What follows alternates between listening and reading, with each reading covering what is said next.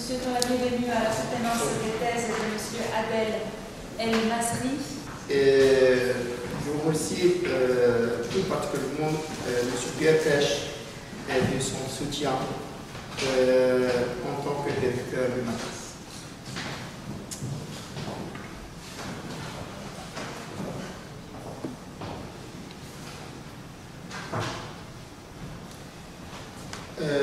Au cours de l'année 2004, alors que j'étais en fonction au Caire, j'étais appelé un soir par mon ministère pour assister les Français qui venaient d'être victimes d'un attentat dans un quartier touristique.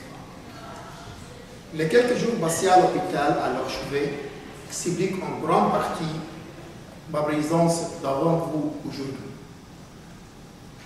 Je suis devenu très ami avec l'une des victimes qui devait, hélas, décéder dans l'avion qui l'a emmené à Paris.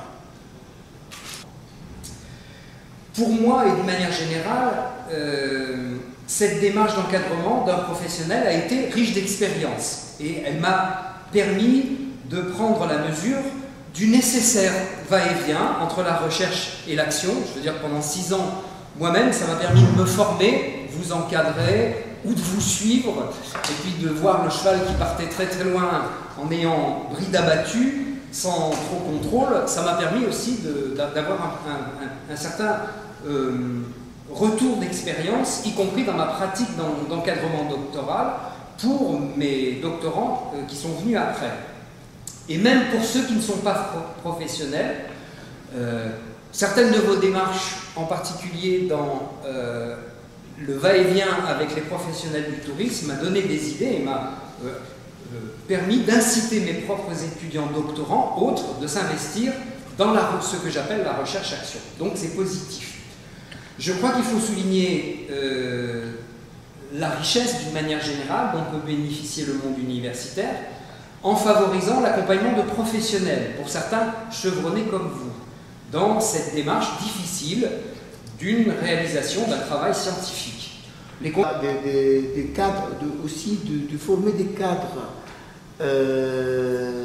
des cadres spécialisés spécialement pour ce domaine. Mais le problème, c'est toujours, en Égypte, quand il y en a une crise, nous, on appelle certains directeurs, des fois de certains secteurs, ils n'ont aucune idée de la gestion des crises. Donc, on gère toujours les crises en fonction de réaction. S'il y a une réaction, ce n'est pas ça du tout ce que je voulais dire dans ma thèse. Moi, ce que je veux dire, il faut prévoir en gestion un centre spécialisé qui prévoit les crises, qu'il peut analyser à travers l'environnement, à travers aussi, par exemple, comme je présentais là dans ma thèse, et il y a une hypothèse que j'ai approuvée peut-être pour les crises de l'Oxor. Les crises de l'Oxor, moi j'ai analysé la situation de l'Oxor entre l'année 2092 jusqu'à l'année 1976, s'il y avait une cellule de gestion des crises qui est vraiment... le mot azma en arabe et le mot ma'azam, c'est la contraction, c'est un passage, c'est un défilé, c'est un passage obligatoire et qui ensuite va ouvrir vers quelque chose qu'on ignore. C'est une gêne.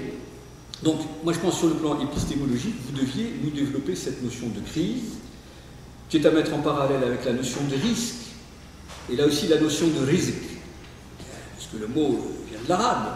Il y a 120 versets du Coran sur le rizq, sur ce problème de vie et de mort, de manger, de boire, des gens qui partent en voyage. Les Italiens ont repris ça, après ils ont appelé ça risco sive fortuna, c'est la fortune de mer. Mais la fortune de mer, elle peut être positive comme elle peut être négative. Le risque, il peut être positif comme négatif. On va risquer quelque chose, peut-être qu'on va gagner au jeu, peut-être qu'on va perdre. Et il y a une crise, le malade au moment de la crise, peut-être qu'il va guérir, peut-être qu'il va mourir. Mais je ne sais pas, moi j'attendais quand même 5 pages bien martelées où on nous dit voilà de quoi, qu'est-ce que c'est que la crise, et à partir de là, je vais partir sur ma crise égyptienne. Ça me gêne. Ça me gêne, alors ça me gêne d'autant plus, nous sommes dans une université célèbre, dans un amphithéâtre qui a un nom célèbre. Le professeur Maria Gavary Armas. Je réitère mes excuses d'avoir écorché votre nom dans le pré-rapport. Voilà.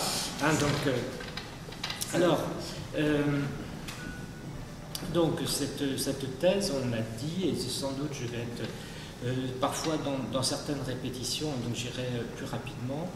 Cette thèse est le fruit d'une expérience professionnelle dense, variée.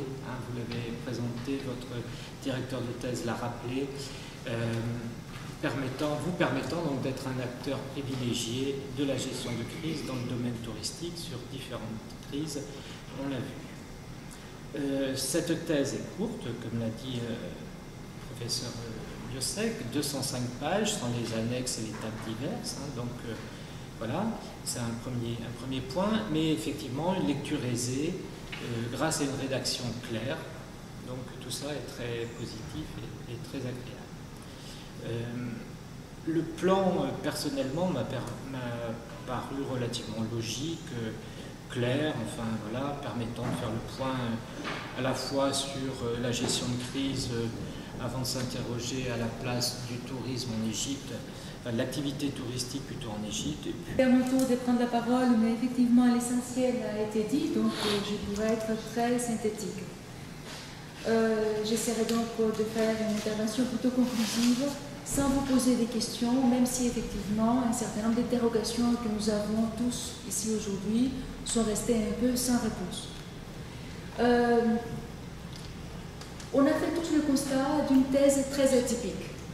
La typicité vient d'un côté de votre profil, c'est-à-dire effectivement vous êtes un professionnel, vous avez des hautes fonctions qui vous amènent à vous consacrer essentiellement à votre métier et qui vous privent finalement d'un parcours de thésard tel que nous avons peut-être plus souvent l'habitude de les voir à la Sorbonne.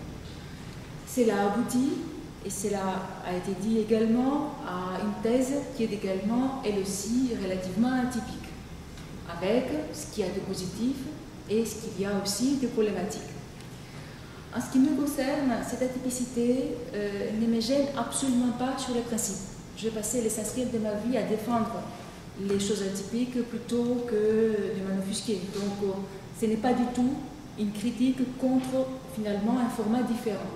Ceci dit, je pense que... Oui, après vous avoir lu, après vous avoir entendu aujourd'hui en soutenance publique, vous accorde le titre docteur en géographie de l'Université Paris 1 Sorbonne avec la mention honorable.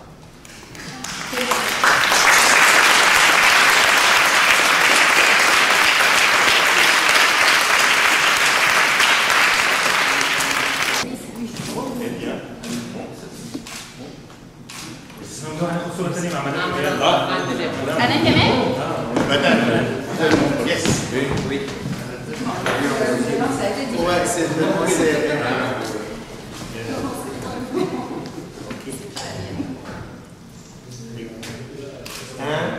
et 2, et 3, 9, 10.